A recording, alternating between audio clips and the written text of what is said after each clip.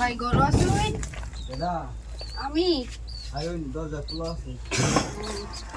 আসছিলাম তো কামে ও, বলছিলাম কেন লেগে আইছুন? আসছিলাম তো একটু মানে একটু মান চাইতে আমার একটু গপ্প আসছিলাম। ও আচ্ছা আচ্ছা ঠিক আছে বলুন বসেন আপনার পান আচ্ছা পান পরে খাই একটু গপ্পটাই আগে করি। কি গপ্প করবেন? করেছিলাম আমার কয়েকটা টেয়ার দরকার আর কি।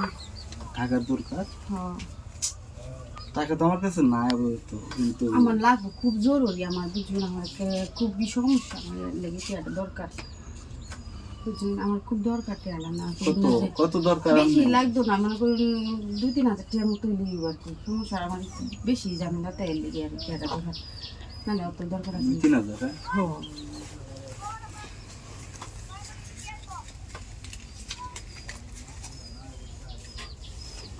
এই যে নাম শোনো, হুম টিয়া তো তোমার সমস্যা না, টিয়া তো দিলামই, হ্যাঁ এখন তো বুঝোই, একটু বুঝছি তো। খুশি করে লাও। হ্যাঁ কেউ বাড়িতে নাই? না কেউই নাই, কোনো সমস্যা নাই। তোমার তো 2-3 হাজার না, আরো 2-3 সমস্যা নেই বুঝছো, তুমি অনেক ভালো আমি জানি বুঝছো। ঠিক আছে সমস্যা নেই, তুমি ফুলখান দরজাটা লাগাই দিই নাকি? ঠিক আছে। কেউ যদি আয়া করে এই মুহূর্তে? আরে না, আমার ঘরে কেউ আইতো না, এখন আমি দুপুর গেলাম না, আর তোমার সবাই গেছে বেড়াইতো বুঝছো না, সমস্যা তুমি ইয়া করো তুলে লাও পরে, আর টিয়া অফিসে লাগলে আমাদের কাছে যাই আইন যায় বুঝছো। আচ্ছা ঠিক আছে। এই আমি কেমনে সমস্যা নেই। ডর করতেছি কি আপনি একটু ধরেন কে, আমি টাকা দেন দিচ্ছেন,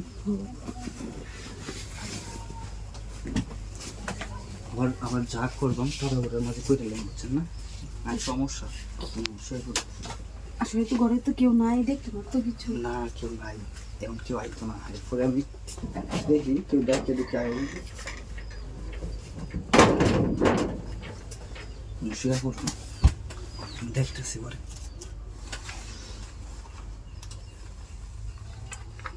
টাকা পয়সা তো সমস্যা না বুঝছো, টাকা পয়সা সব সময় তুমি নিতে পারবা, অসুবিধা হইতো না, ঠিক আছে? আচ্ছা ঠিক আছে। আচ্ছা এখন আচ্ছা কেউ আসে নাকি দেখে নিতাম। কেউ আসে না কি বিষয় দিয়েছে, তুমি ভয় পাইও না, কেউ নাই আইতো না বুঝছো।